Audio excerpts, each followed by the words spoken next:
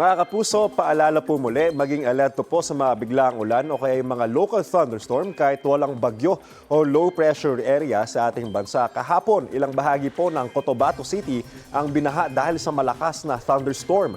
Umabot ang tubig sa Notre Dame Avenue. Sa ilang lugar, abot binti ang baha, pahirapan ang pagdaan ng mga sasakyan, lalo ang mga tricycle at motorsiklo. Inabot naman ng halos kalahating oras ang cleaning operation sa nabuwal na puno sa Barangay Dugong sa Emlang, Cotabato. Humambalang ang nasabing puno sa kalsada. Yan po ay epekto pa rin ng thunderstorm. Ngayong Biyernes, posible pumuli ang mga panandaliang ulan o kaya mga local thunderstorm sa ilang lugar kahit inaasahang magiging mainit at malinsangan po ang panahon. At epekto po yan ng easterlies ayon sa Pag-asa. Palalo po mga kapuso, stay safe and stay updated. Happy Friday po sa ating lahat. Ako po si Anjo Pertiera. Know the weather before you go.